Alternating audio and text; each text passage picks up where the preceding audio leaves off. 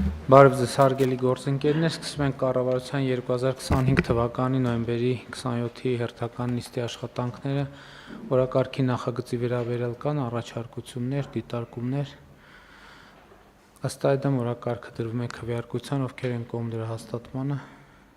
դեմ չունենք, օրակարգ հաստատված է, քննարկում ենք չզեկուցվող հարցերի փաթեթը, չզեկուցվող հարցերի փաթեթի վերաբերյալ համեցեք։ Պարոն վարչապետ, 46-րդ հարցը, որը 26 թվականի բյուջեի լրամշակված տարբերակն է, խնդրում ենք 1 օր ժամանակ տալ մինչև ստորագրումը լրամշակելու։ Շատ լավ։ Մենք հաջորդ շաբաթ ենք ազգային ժողովում քննարկելու։ Շատ լավ։ Խնդրեմ այլ դիտարկումներ չկան։ Քվեարկության է դրվում չզեկուցվող հարցերի փաթեթը, ովքեր են կողմ դրա հաստատմանը, դեմ չունենք, չզեկուցվող հարցերի փաթեթը հաստատված է, քննարկում ենք զեկուցվող հարցերը,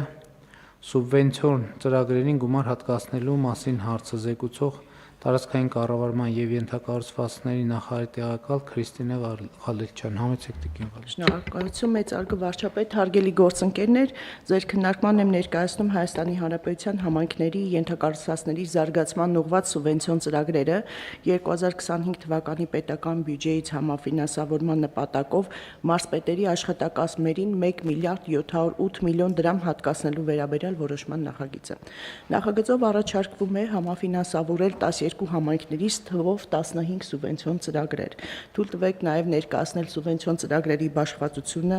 ըստ մարզերի։ Այսպիսով Արարատի մարզի 2 ծրագրի համար նախատեսվում է շուրջ 234 միլիոն դրամ հատկացնել, Արմավիրի մարզի 3 ծրագրի մասով հատկացումը 246 միլիոն դրամ է, Գեղարքունիքի մարզի 2 ծրագրի մասով 168 միլիոն դրամ հատկացում է նախատեսվում, Կոտայքի մարզի 3 ծրագրին ենք ֆինանսավորում 191 միլիոն դրամի չափով, Սյունիքի մարզի 4 ծրագրի համար նախատեսվում է 715 միլիոն դրամ, Վայոց-Ձորի մարզի 1 ծրագիր ունենք ֆինանսավորման ենթակա այս փաթեթով 152 միլիոն դրամ։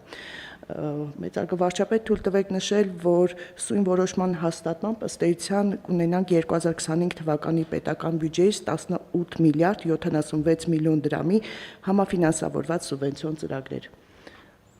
Շնորհակալ եմ տիկին Ղալեչյան, հարգելի գործընկերներ, ներկայացնեմ կոնկրետ ծրագրերը,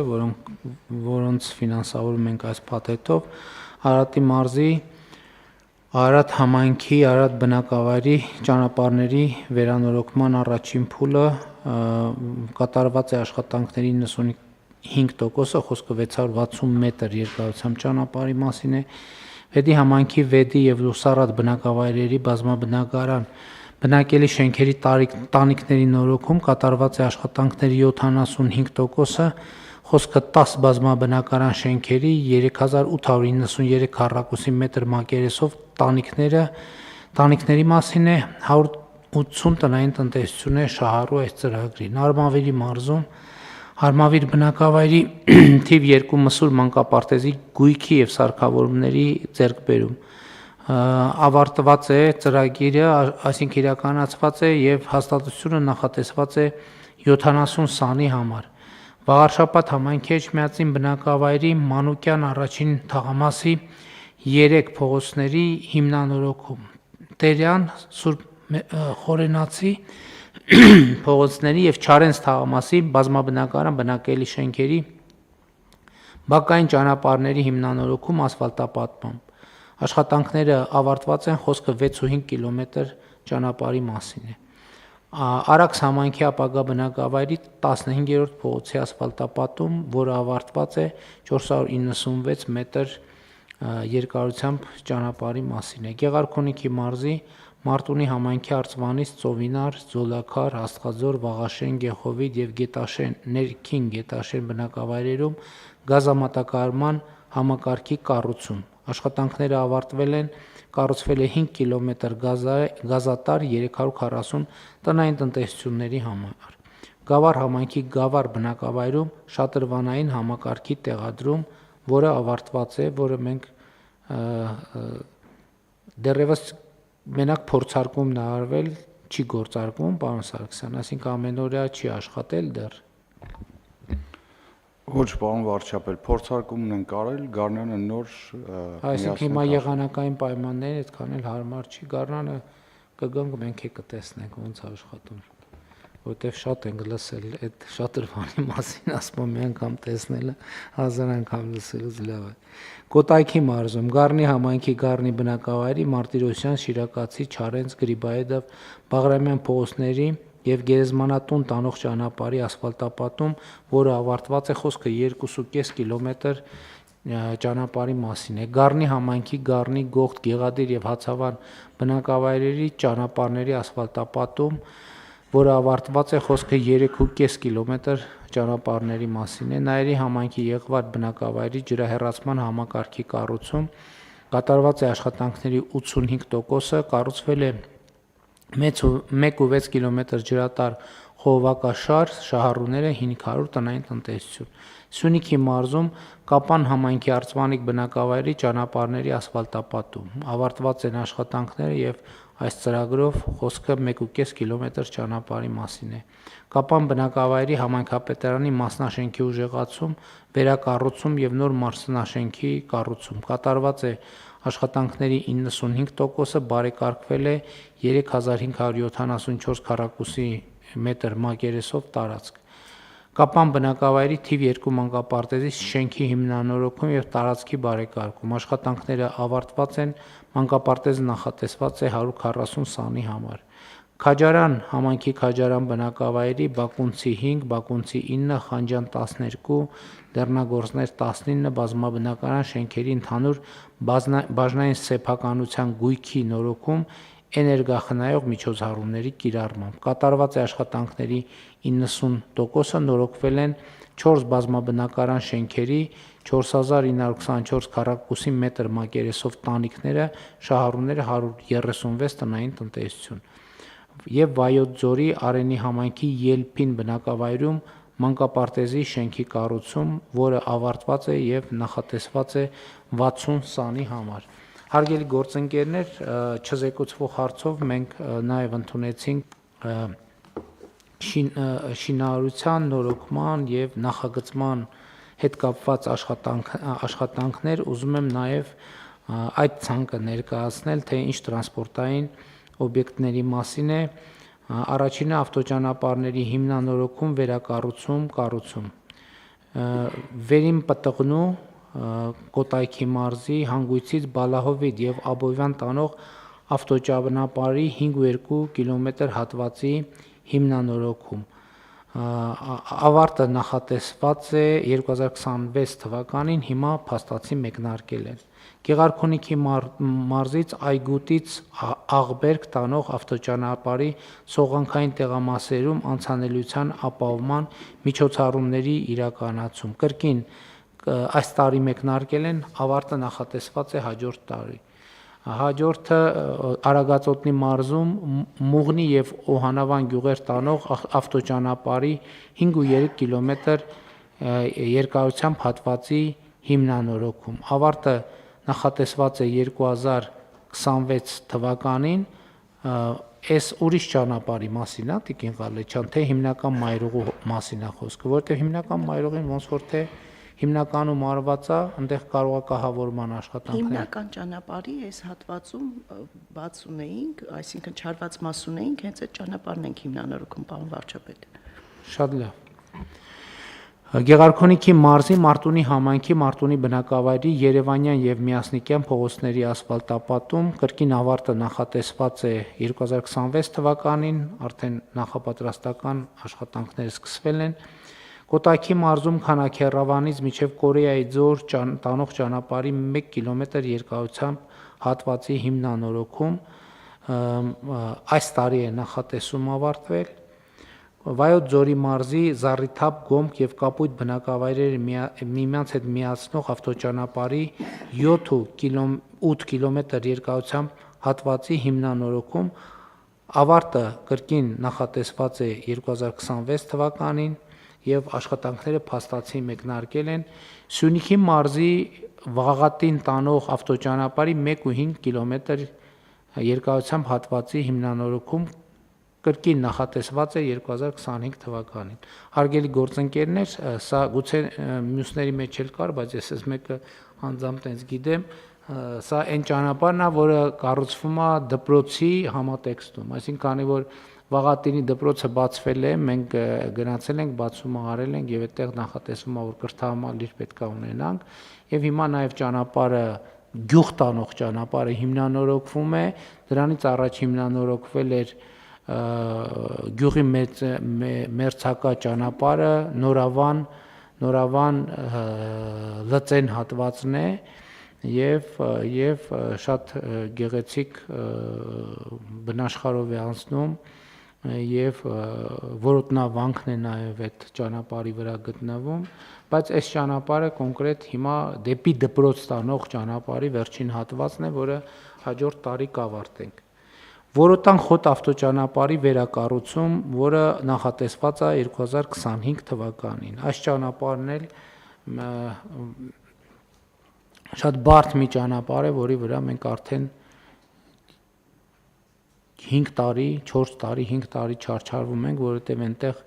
որոշակի սողանքային երևույթներ կային, անդադ ջրեր էին արտահոսում եւ այլն եւ այդպես շարունակ եւ Որոտան գյուղը հիմա ըստ էության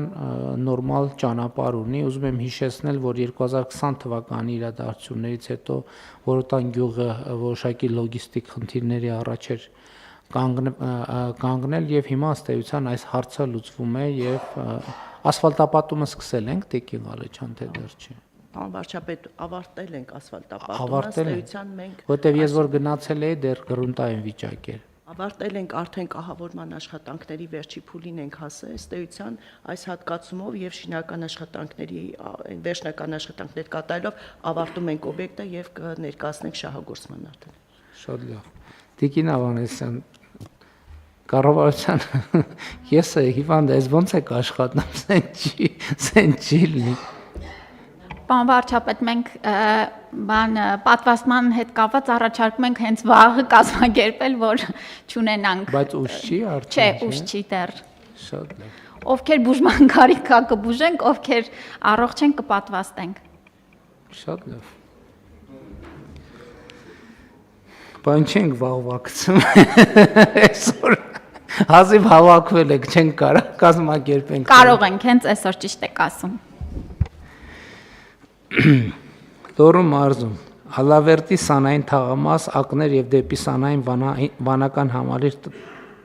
տանող ավտոճանապարհի 11 կիլոմետր ընդհանուր երկարությամբ հատվածների հիմնանորոգում։ Ճանապարհը ավարտված է, այս ճանապարհին էլ ենք մենք շինարարության ընթացքում այցելել ենք,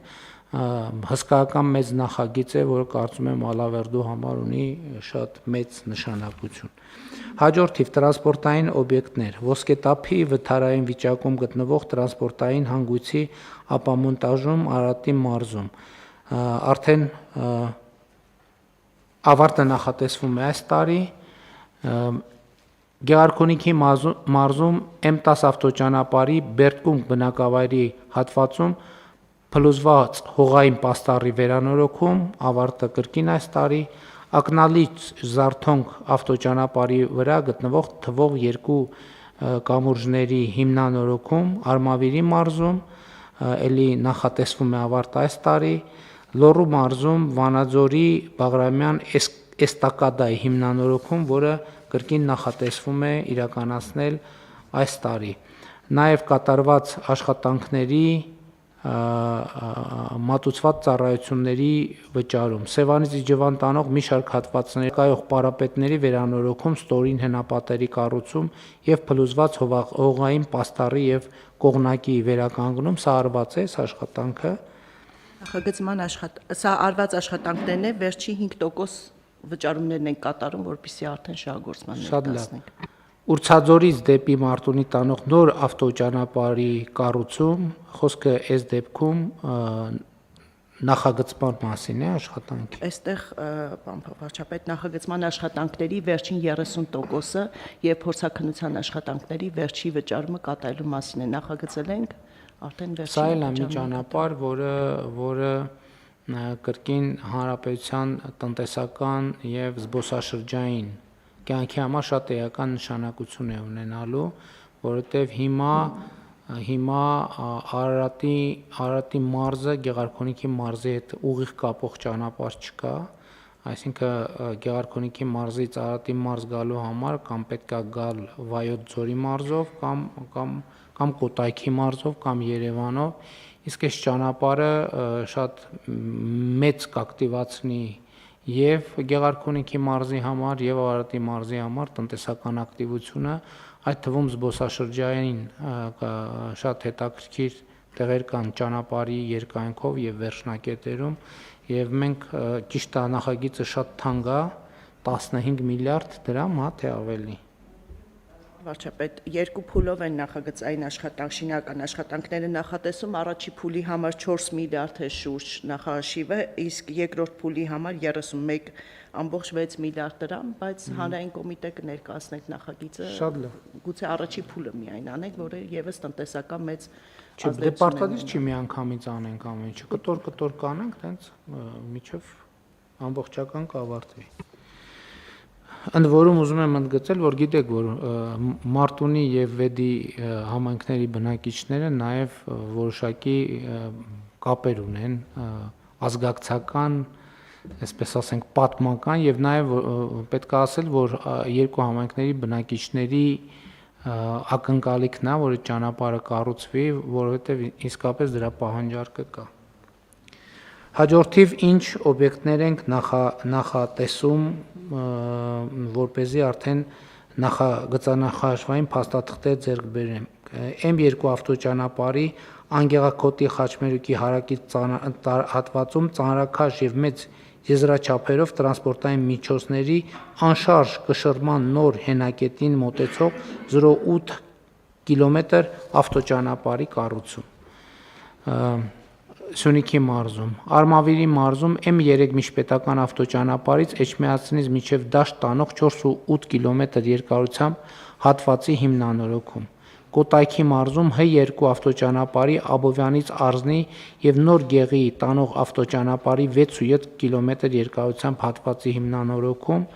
Կոտայքի եւ Արագածոտնի մարզերում H4 ավտոճանապարհի Զորավանի Ձերնջատապ տանող ավտոճանապարհի 12.4 կիլոմետր երկարությամբ հատվածի հիմնանորոգում, Տավուշի մարզում H36 ավտոճանապարհի Իցակարից Բերդ տանող ավտոճանապարհի 9.8 կիլոմետր երկարությամբ հատվածի հիմնանորոգում։ Տիկին Ղալետ ջան, այս ի՞նչն ենք նախագծում բա այստեղ, արդեն ճանապարհը ավարտված է։ Սա պարոն վարչապետ այն հատվածն է, որ ամբողջացնելու ենք Բերդ տանող բոլոր ճանապարհների հիմնանորոգման աշխատանքը։ Հա, սա համայնքի մեջ գտնվող հատվածն է, հա, համեցեք։ Պարոն վարչապետ, եթե թույլ կտաք, սա հենց երկու ճանապարհը, որոնք որ ավարտվել են Գանձաքարից Աքար եւ Թութուջուր-Նաուր ճանապարհների շարունակությունն է դեպի Բերդ քաղաք։ Դեպի Բերդ քաղաք, շատ լավ։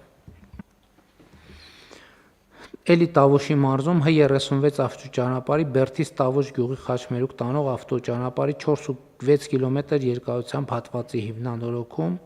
Տավուշի մարզի Պառավաքար տանող ավտոճանապարհի 22.3 կիլոմետր երկարությամբ հատվածի հիմնանորոգում, Կրկին Տավուշի մարզում Կիրանց բնակավայրի վարչական տարածքով անցնող հատվածում լուսավորության համակարգի կառուցում, Կրկին Տավուշի մարզում նոյեմբերանի հատվածում փլուզված հենապատի վերականգնում H58 ավտոճանապարհի, Շիրակի մարզում H67 ավտոճանապարհի Բերթաշեն բնակավայրով անցնող 1.5 կիլոմետր երկարությամբ տարանցիկ հատվածի հիմնանորոգում, Արարատի մարզում Վեդեից Գոռավան տանող ավտոճանապարհի 7.5 կիլոմետր երկարությամբ հատվածի հիմնանորոգում, Արմավիրի մարզում M5-ից Ակնալիշ տանող ավտոճանապարհի 2 կիլոմետր երկարությամբ հատվածի հիմնանորոգում, Արմավիրի մարզում Մայիսյանից Արմավիր քաղաք տանող ավտոճանապարհի 1.5 կիլոմետր երկարությամբ հատվածի հիմնանորոգում, Արմավիրի մարզում M3-ից դեպի Արմավիր քրեակատարական հիմնարկ տանող ավտոճանապարհի 3.2 կիլոմետր երկարությամբ հատվածի հիմնանորոգում, Արմավիրի մարզում Մերձավան եւ Այգեկ տանող ավտոճանապարհի 8.6 կիլոմետր երկարությամբ հատվածի հիմնանորոգում, Արմավիրի մարզում Լուկաշինից Արմավիր տանող ավտոճանապարհի 4.2 կիլոմետր երկարությամբ հատվածի հիմնանորոգում, Արմավիրի մարզում արտաշար բնակավայրի վարչական տարածքով անցնող ավտոճանապարհի 3.3 կիլոմետր երկարությամբ հատվածի հիմնանորոգում, Արմավիրի մարզի Հացիկ բնակավայրի վարչական տարածքով անցնող ավտոճանապարհի 3.5 կիլոմետր երկարությամբ հատվածի հիմնանորոգում, Վայոց ձորի մարզի M2-ից Զեդեա տանող ավտոճանապարհի 6.5 կիլոմետր երկարությամբ հատվածի հիմնանորոգում, Սյունիքի մարզում Շաղատից Բալակ տանող ավտոճանապարհի 2.3 կիլոմետր երկարությամբ հատվածի հիմնանորոգում, Սյունիքի մարզում Անգեղակոթից Մուցք տանող ավտոճանապարհի 5.7 կիլոմետր երկարությամբ հատվածի հիմնանորոգում, Խնածախից Վանատուր տանող ավտոճանապարհի 21 կիլոմետր երկարությամբ հատվածի հիմնանորոգում կրկին Սյունիքի մարզի, Արագածոտնի եւ Կոտայքի մարզերում Լուսագյուղից դեպի Հանքավան տանող նոր ճանապարհի կառուցում, էս էլ է խոշոր եւ նոր հայացք բերող ճանապարհներից է, որովհետեւ Հանքավանը, որը զբոսաշրջային շատ մեծ պոտենցիալ ունի, նաեւ որոշակիորեն փակուղային վիճակում գտնվելու պատճառով այնտեղ ոնց որ թե ներդրումային հետաքրքրությունները շատ մեծ չեն եւ հիմա ստացվում է, որ այս ճանապարհը երբ որ կառուցենք, Հանքավանը ապարան համայնքի հետ կմիանա եւ միջանցիկ երթևեկություն էլ կունենա, ինչը միանշանակորեն շատ մեծ ներդրումային հոսք կապահովի նաեւ Հանքավանում։ Վաղարշապատի շրջանցիկ ավտոճանապարհի գտնվող կամրջի հիմնանորոգում Արմավիրի մարզում, Արագածոտնի մարզում M3 ավտոճանապարհի Ծիլքարի հատվածում փլուզված հողային պաստառի վերանորոգում, Արմավիրի մարզում M5 ավտոճանապարհի Արմավիր Ուղեանցի Կարմիր կամուրջի հիմնանորոգում, Կոտայքի մարզում H1 ավտոճանապարհից Արգելից Արձական տանող ավտոճանապարհի Արձագանի հատվածում փլուզված հենապատի վերակառուցում, Գեղարքունիքի մարզում H30 ավտոճանապարհի Այգուտ բնակավայրի տարածքում հողային պաստառի շեպի ամրացում։ Ահա այսքան նախագծեր հաստատեցինք, ուզում եմ ուշադրություն հրավիրել, որ վերջին հատվածը դրանք նախագծային փաստաթղթեր ենք ձեռք բերում, այսինքն հիմա նախագծերը պիտի պատվիրենք, նոր հաջորդիվ շինարարությունները սկսենք։ Տիկին Ղալեչյան, ավելացնելու բան ունեք։ Ստեյցան չէ, պարոն վարչապետ, մենք փորձել ենք որոշակի աշխատանքներ նախապատրաստական փուլ որպես սկսենք այս տարի ֆինանսավորվող ծրագրերի շրջանակներում, օգտագործելով եղանակային պայմանները եւ կատարելով այնպիսի աշխատանքներ, որոնք որ հնարավոր է հողային եւ այլ աշխատանքներ, բազմաթիվ հաղորդակցուղիներ ունենք խնդիրներ լուծելու, այսինքն մենք պլանավորում ենք, որ հաջորդ տարի 26 թվականին պետք է ամեն ինչ անել, որ շինարարական սեզոնը շատ ավելի շուտ բացենք եւ ավելի մեծ ծավալով աշխատանքներ կատարենք, որովհետեւ ինչպես նախորդ նիստին Պարոն Խունդացյանը հայտարարել էր, մենք մի փոքր պլանավորումները փոխել ենք եւ պետք է փորձենք ասֆալտապատման աշխատանքները ավարտենք նույնիսկ մինչև նոյեմբերի կեսերը, այսինքն մենք այս տարի էլ աշխատանքները 500 կիլոմետրի մասով մեզ մի քանի փոքր կիլոմետր է մնացել, որը այսօր մինչև օրվա վերջ կփորձենք ավարտին հարցնել։ Այսինքն ուզում ենք հնարավորինս տաք եղանակի անենք ասֆալտը, առավելագույն աշխատանք անել, անել բոլոր նախապատրաստական աշխատանքները եւ նախագծման աշխատանքներ պատվիրելու միջոցով նաեւ փորձենք ձմեռվա ամիսներին ունենալ այդ արդյունքները, փորձել մրցութային գործընթացները կառուցել այնպես, որպեսզի մենք շինարարական հաջորդ սեզոնին առավելագույնս պատրաստ լինենք եւ չունենանք շեղումներ։ Շատ լավ, շատ լավ։ Հարգելի գործընկերներ, մենք մեր տնտեսական քաղաքականության ռազմավարության մեջ միշտ էլ կարևորել ենք ենթակառուցվածքների դերը եւ այդ առումով ուզում եմ ընդգծել, որ երբ այսօր քննարկումներ են գնում Հայաստանի տնտեսական ակտիվության պատճառների եւ բացատրությունների մասին, կարծում եմ դրանում որոշակի եւ էական դեր ունի այն, որ վերջին տարիներին մենք Հայաստանի Հանրապետությունում ենթակառուցվածքների վիճակի շատ էական փոփոխությունների ենք հասել։ Ես սա ասում եմ նաեւ փորձելով կապել այսօրվա մեր քննարկված հարցի հետ Հայաստանի Հանրապետության տնտեսական ակտիվության ցուցանիշները։ Նախ ուզում եմ արձանագրել, որ հոկտեմբեր ամսվա տվյալներով Հայաստանի Հանրապետությունում աշխատավարձով ապահովված աշխատատեղերի նոր պատմական ռեկորդ է արձանագրվել եւ 2025 թվականի հոկտեմբերին ունենք արդեն 810,074 աշխատատեղ, որը նախորդ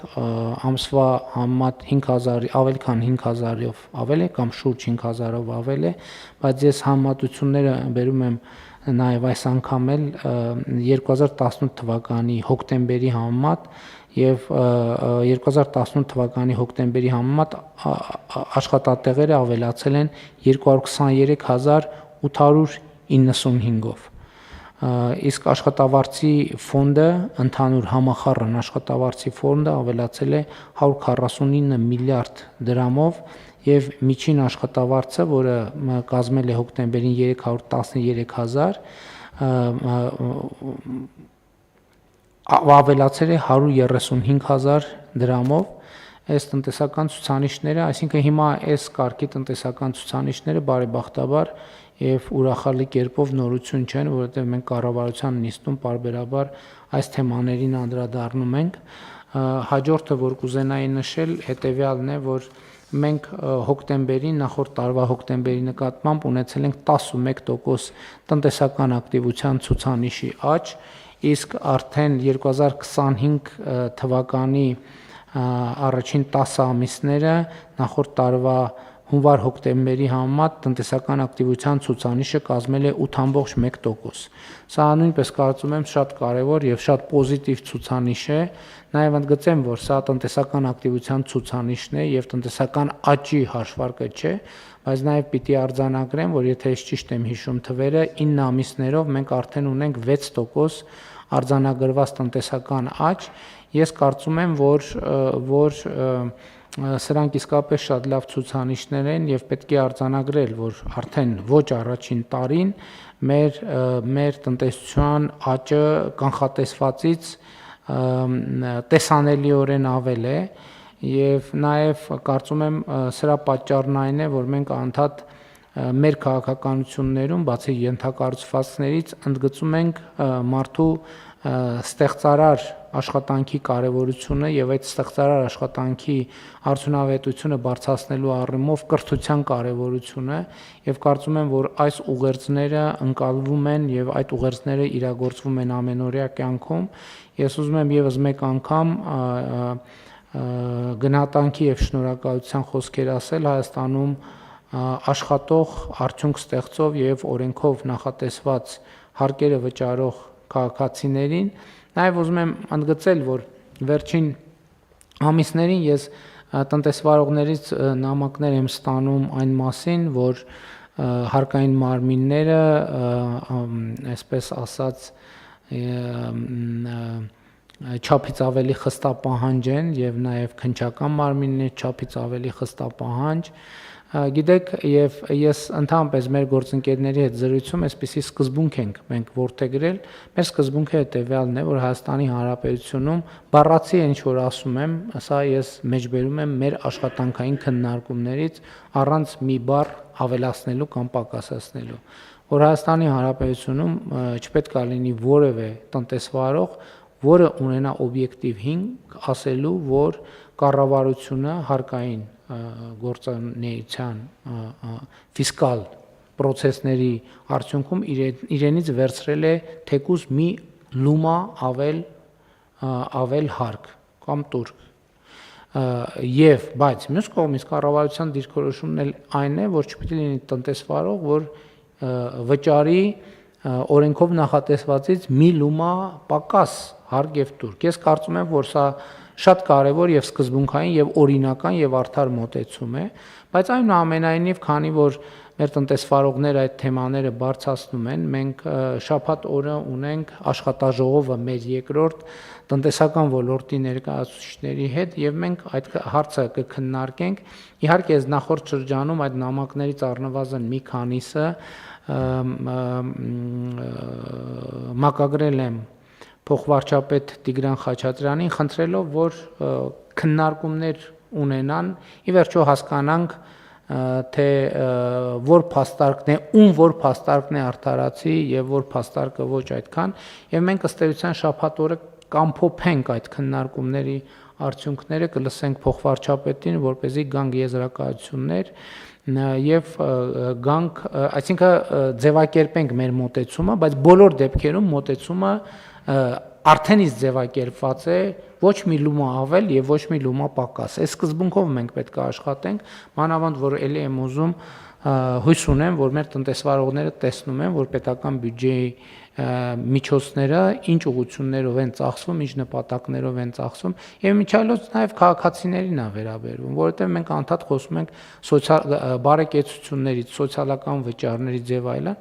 կներեք, բայց մեր վիճակագրության ոչ կոմիտեն, ոչ էլ որևէ այլ մարմին մեզ չի ասում։ Իսկ այս process-ների արդյունքում, օրինակ Հայաստանի Հանրապետության քաղաքացիները քանի միլիարդ դրամ են խնայել, որ իրենց մեքենաները ջարդուփշուր չի եղել եւ նրանք չեն տարել տարբեր տեղերում նորոգման հավելյալ նորոգումների եւ այլն եւ այդպես շարունակ։ Ես ուզում եմ հանգստացնել բոլոր նրանց, ովքեր մտածում են, թե այս քաղաքականության արդյունքում ընդհանցավար արհեստավորների բարեկեցության աստիճանը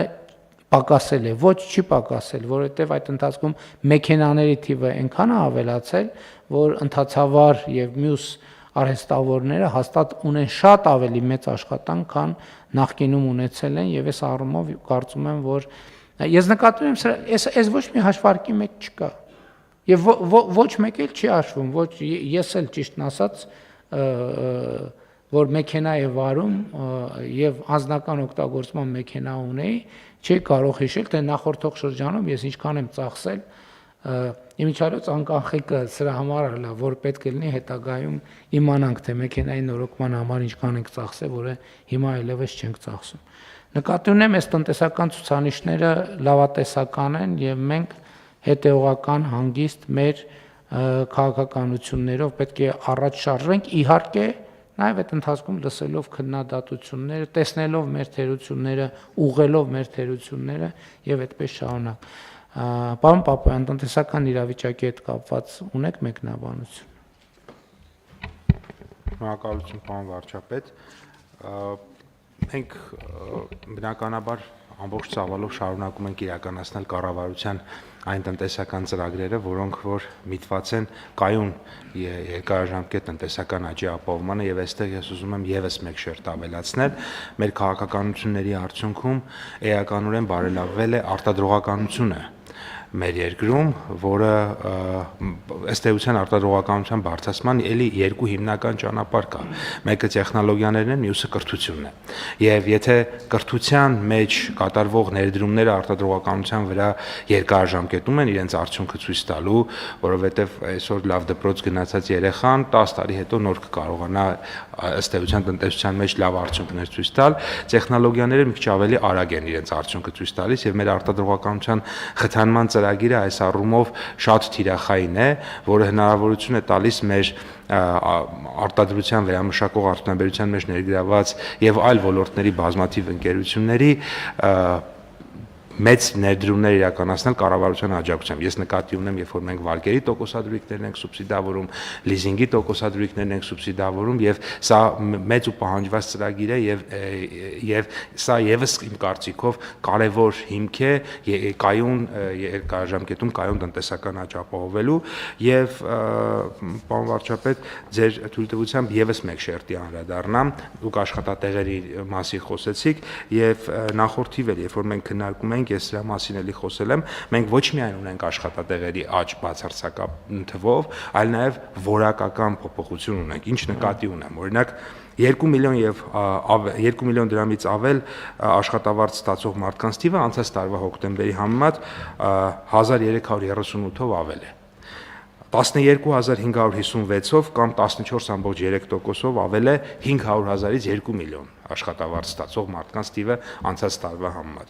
150,000-ից 500,000 դրամ ստացող մարդկանց թիվը ավել է 24684-ով կամ 7.8%-ով եւ դրան հակառակ պակասել է, չնայած այն հանգամանքին, որ երկրում 31,000 նոր աշխատատեղ է ստեղծվել, 7655-ով պակասել է մինչև 150,000 դրամ աշխատավարձ ստացող մարդկանց թիվը, այսինքն 150 մինչև 150,000 դրամ ստացողները տեղափոխվել են 150-ից վերև եւ այսպես շարունակ։ Սա շատ կարևոր է նաև հենց այդ համատեքստում, որովհետև երբ որ մենք երկարաժամկետ ներդրումներ ենք կատարում, ես նկատի ունեմ ինֆրաստրուկտուրաներ ենք ստեղծում, ճանապարհներ, մանկապարտեզներ, դպրոցներ եւ այլն եւ տեխնոլոգիաներում ներդրումներ ենք անում, սրանք ոչ միայն բացարձակ փոփոխություններ են բերում, այլ նաև երկարաժամկետում մեզ հնարավորություն են տալիս ավելի որակյալ աշխատատեղեր եւ ավելի կայուն աշխատատեղեր ունենալ։ Պապան, ես կարող եմ առնվազն մասնակի բացատրել, թե ինչու է ցածր սեգմենտով աշխատավարձի ցածր սեգմենտում աշխատողներ տեղափոխվել կամ այդ թիվը ինչու է շարժվել։ Մի քանի պատճառներով։ Օրինակ, համընդհանուր հայտարարագրման համակարգը, որը նաև հետվճար է ենթադրում վճարված եկամտահարկից այն դեպքում, երբ օրինակ կրթության համար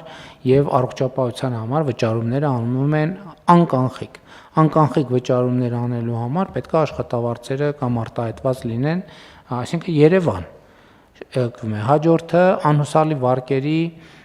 ծրագիրը, որը նույնպես շատ կարևոր է։ Հաջորդը մարդիկ տեսնում են, որ մենք քաղաքականություններ ենք վարում անկանխիկ առևտրի դեպքում մյուս տարվանից հետվճար է մտնելու եւ մարդիկ դա նույնպես իրենց գործատուներին մղում են, որպեսզի նրանք նրանք ամբողջական աշխատավարձերը արտահայտեն տեսանելի, ոչ ստվերային կերպով։ Հաջորդը առողջապահության ապահովագրության համակարգում համակարգ են մտնելու 200,000 դրամ եւ բարձր աշխատավարձ ստացող մարդիկ։ Եվ մենք նաև էս ենք նկատի ունեցել, որովհետև թվում է, թե սոցիալական առումով սխալ քաղաքականություն կարող է դիտվել, որ 200,000 եւ ոչ թե 150,000, բայց մեր կանխավարկածներն են, որ 150,000 դրամի սեգմենտում աշխատող բազմաթիվ աշխատողներ նաև աշխատավարձի ստվերային հատված ունեն եւ առողջապահության ապահովագրություն ստանալու բնական եւ մեր կողմից ողջունելի ցանկությունը նաև աշխատողներին մղում է, որպեսզի նրանք էլ իրենց հերթին գործատուներին մղեն, որպեսզի աշխատավարձերը արտացոլվի։ Բայց ձեր խոսքից մի դիտարկում շատ կարևոր է, որ մենք կրթվելը տենց բանի չվերապահենք միայն երեխաներին, որովհետև կրթություն ասելով այդ ֆունդամենտալ սխալ է, կրթություն ասելով հասկանում ենք մանկապարտեզ, դպրոց, բու։ Ոչ, այդ նույն տնտեսվարողը կարող է ուղղակի նոր հրատարակված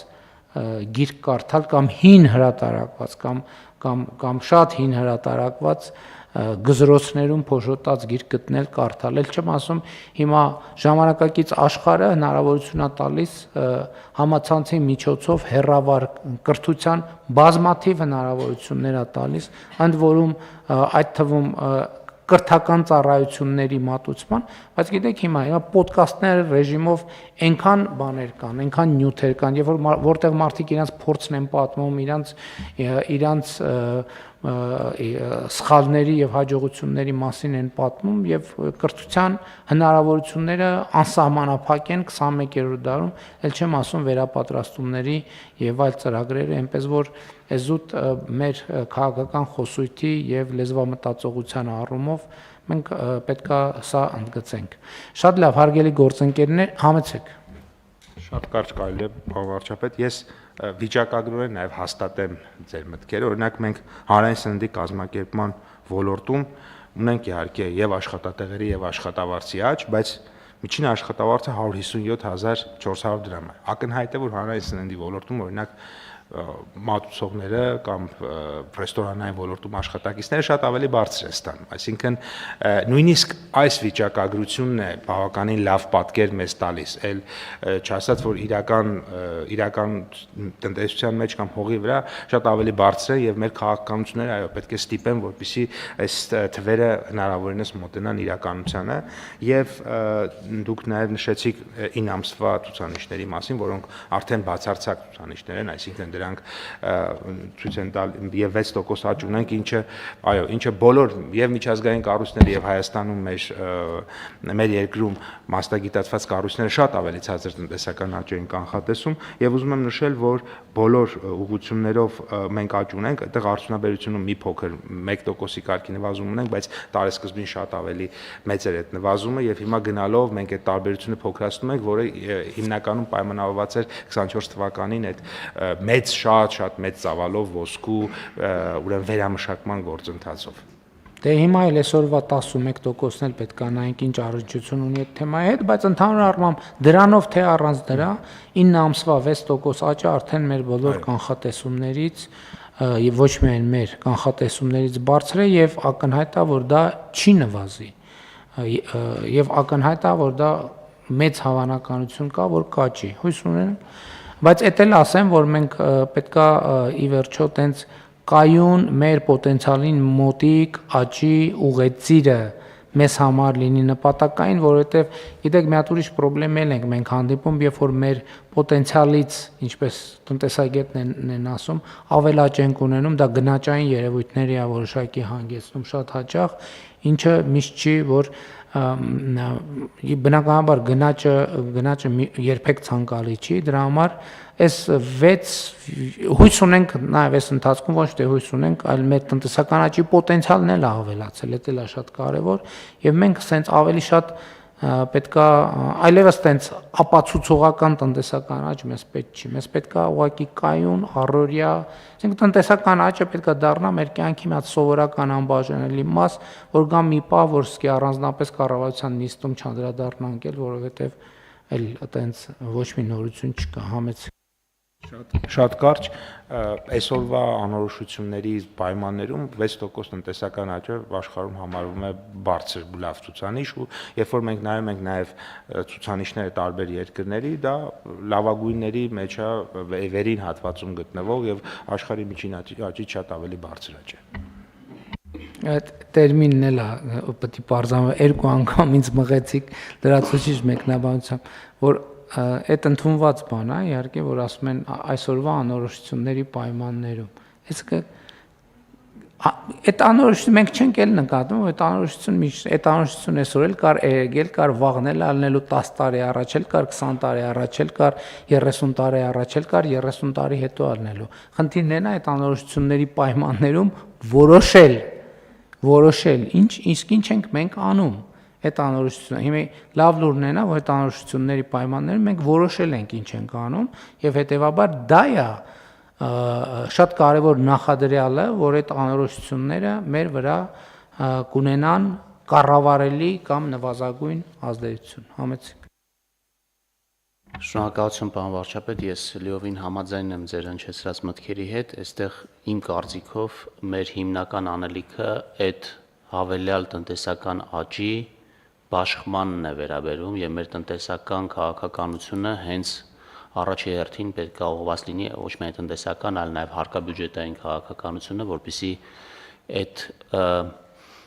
աճի բաշխումը հնարավորինս ներառական լինի եւ վերաբերվի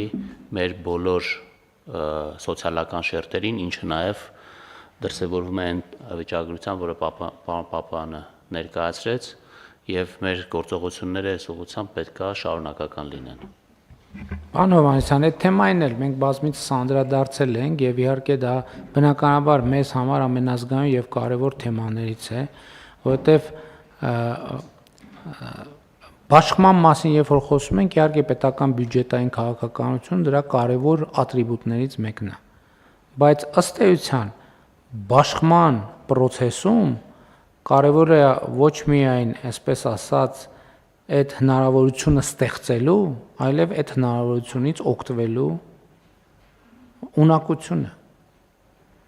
Որովհետև ես հիմա այսօր ուզում եմ անդրադառնալ, ուղղակի տեն ժամանակը Ես երկար ձգվեց միջև նախագծերը կարդում էի 25 րոպե գնաց նիստի կեսը,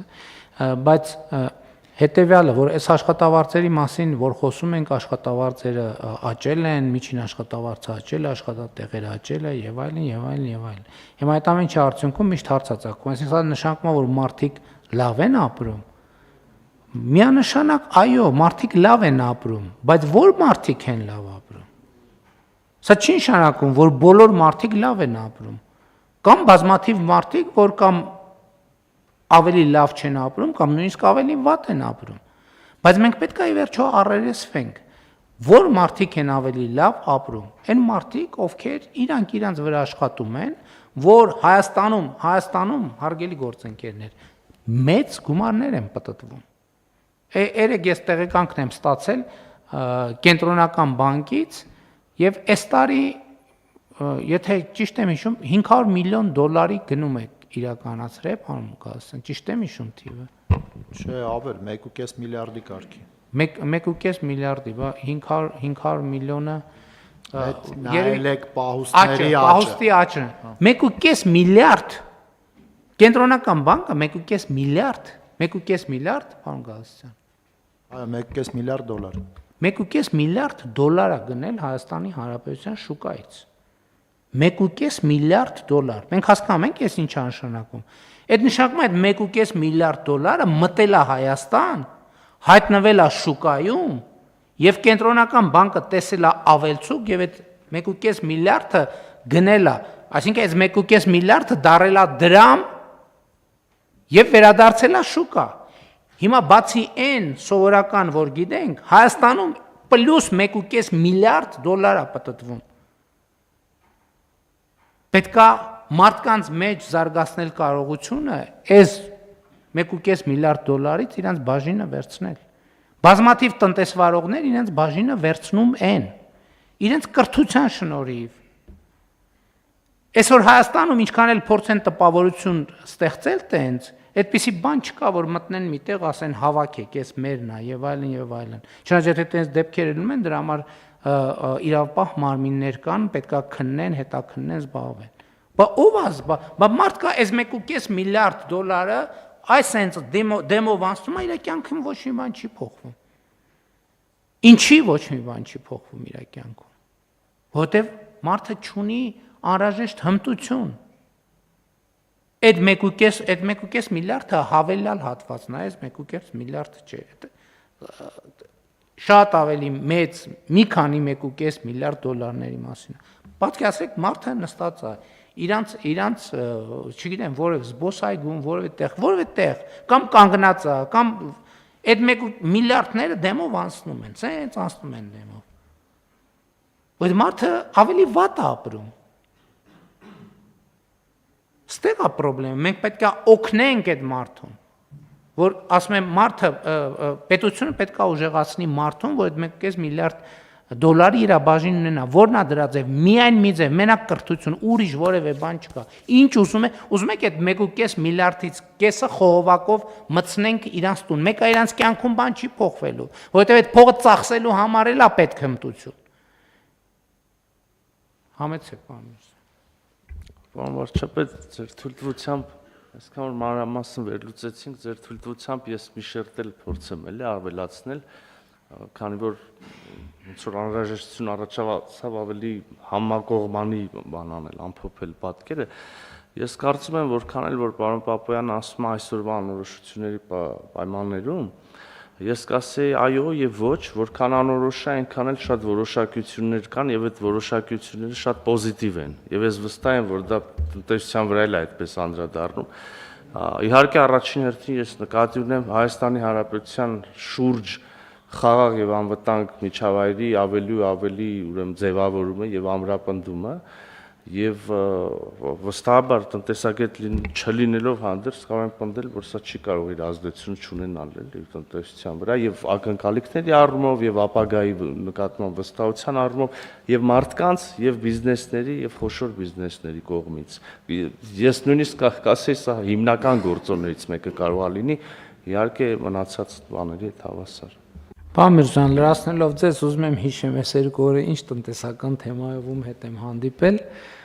չեմ կարող հիշեմ, բայց հիշում եմ մի բան, որ երբ որ տնտեսությունից խոսում, ես անդադ լսում էի օգոստոսի 8-ից հետո, օգոստոսի 8-ից հետո, օգոստոսի 8-ից հետո, օգոստոսի 8-ից հետո։ Խոսում են տնտեսական նախագծերի մասին, ներդրումային հնարավորությունների մասին, հեսա որ հիշեմ, կասեմ, բայց այդ հանդիպումից ուղղակի ինչի մյուսները չեմ հիշում, որովհետև այս օգոստոսի 8-ից հետո արտահայտությունը այնքան է ֆիքսվել հիշողությանս մեջ, որ իսկապես այդ կա։ Եվ բայց նաև այդ կա, որ մենք պետքա Էդ էլ ասենք, որ կա չէ տենց դժվար ժամանակներ, անորոշ ժամանակներ, խառը ժամանակներ, բանի հիմա նաև միջազգային ամբիոններից այդ ամեն ինչը հնչում է։ Բայց պետք է մի րոպե ասել, հələ մի րոպե էլի կներեք, մի բան հարցնեմ։ Այդ երբ էր ժամանակները որոշակի։ Չկա տենց ժամ, եկեք նայենք հետահայաց նայենք վերջին տարիների պատմությունը, երբ ա եղել որոշակի։ Չէ, կներեք, այդ նույն ժամանակներում էլ եղել են կոնֆլիկտները եւ այլն եւ այլն եւ այլն։ Այսինքն չի եղել, չի եղել եւ չի լինում ուղղակի։ Գուցե պակաս եւ ավել, ոչ մի խնդիր։ Եվ այդ առումով այո, մենք պետքա մեր հստակ քայլերով ռազմավարության որոշումներով գնանք առաջ եւ դա նաեւ տնտեսությունն էլ ինքը էմոցիոնալ եւ հոգեբանական բան ունի։ Պարոն Գրիգորյան, դուք ինձ մի հատ գիրք եք նվիրել, որտեղ դրա մասին էր, որտեղ ասում էր, որ տնտեսությունը նարատիվների վրա է կառուցված։ Այսինքն մարդը լուր է լսում, այդ օրը որոշում է գնա սրճարան թե չգնա, գնա ռեստորան թե չգնա։ Այդ օրը միս առնի, կաթ առնի, թե սուխարի առնի երկար պահելու համար։ Ամբողջ ժամանակակից տնտեսությունը, այսինքն այն որ կատարվում է իրականության մեջ, եւ ինչ այլոց, սրանց քաղաքական հետևություն էլ կա։ Այն որ 2025 թվականին, 2024 թվականին, 2023 թվականին մենք շարունակական տնտեսական աճ ենք ապահովել, դա նշանակում է, որ ոմանց կողմից զարգացվող Հայաստանի կործանման տեսության ոչ մեկ չի հավատում։ Հակառակ այդ պայմաններում հենց այդ գիրքը հիշեցի, այդ Նոբելյան մրցանակակիր էր կարծեմ գրքի հեղինակը, այդ տրամաբանության չի կարա տնտեսությունը զարգանա, որովհետև տնտեսությունը զարգանում է այն պայմաններում, երբ որ տնտեսության մասնակիցը, մարդը հավատում է ապագային։ Եվ կարծում եմ այդ տրամաբանությամբ մենք պետք է առաջնորդվենք։ Բայց անցնենք գուցե հաջորդ հարցերի քննարկմանը։ Ես հարցնել չմոռանանք քվեարկենք, այդքան նախագիծ կմնա բան կիսատ, անկատար։ Հարց համար 37-նա քվեարկության դրվում, հարգելի գործընկերներ, ովքեր են դեմ որոշման ընդունմանը,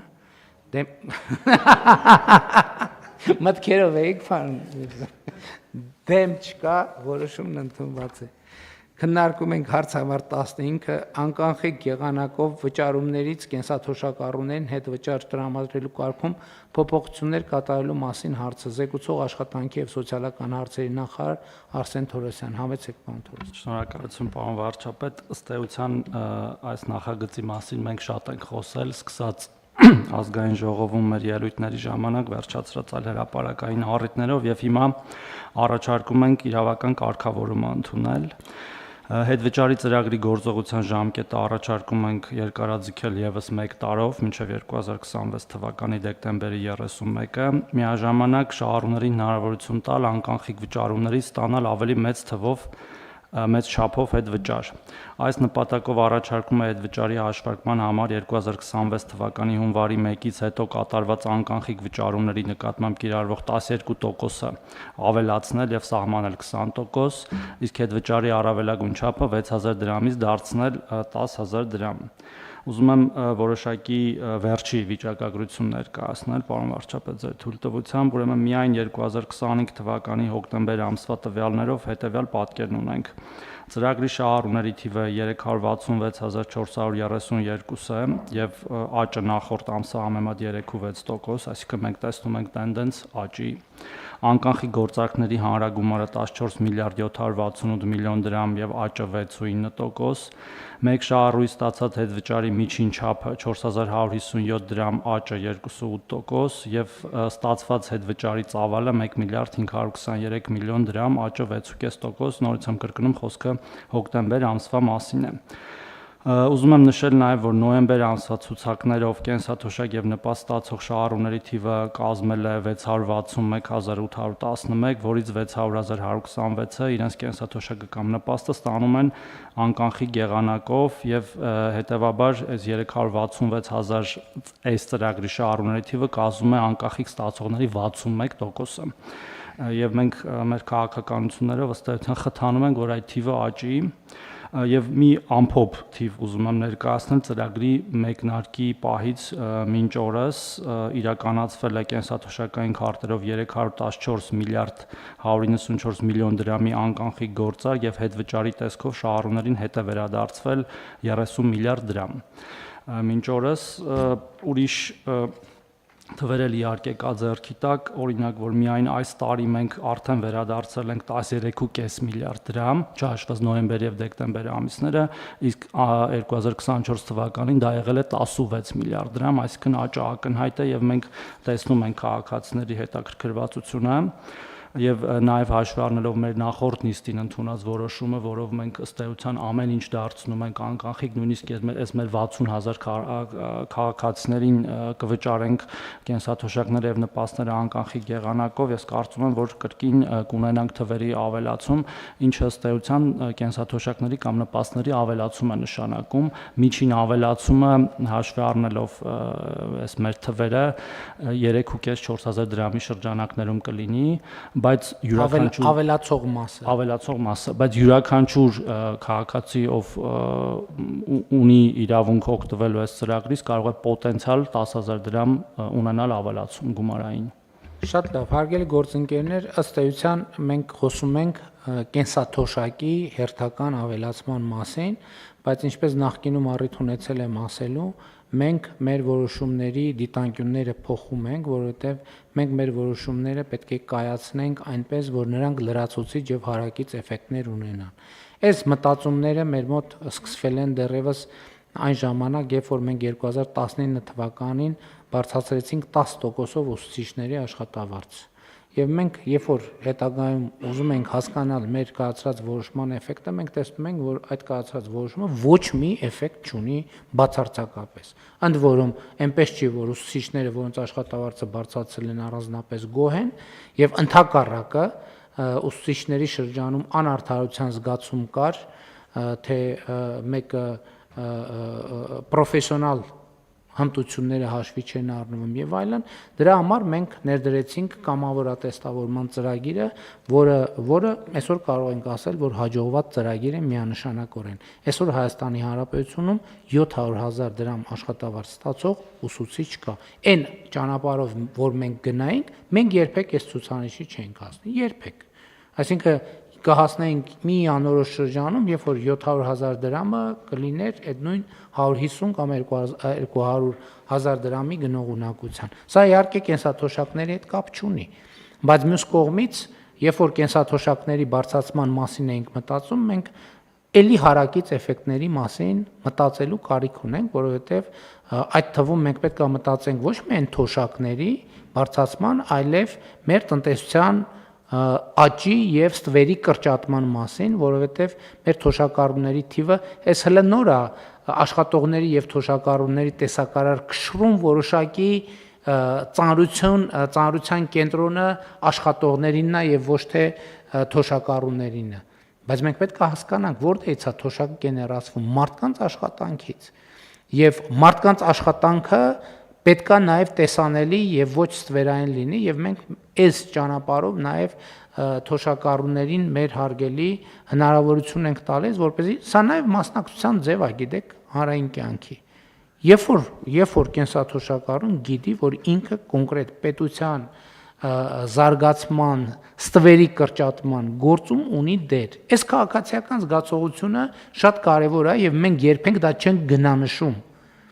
Եվ նույն թոշակառուների հոգեբանական եւ կենսամակարդակի ապահովման առումով սա շատ կարեւոր է։ Ինչ այլոց, պարոն Թովմասյան, ես անդադ վերջին աշխատանքային քննարկումներում հիշեցնում եմ, որ մենք պլան ունենք ձեր նշած հետադարձ հիպոթեկի ծրագիրը իրականացնելու, որը իմ կարծիքով նույնպես մեր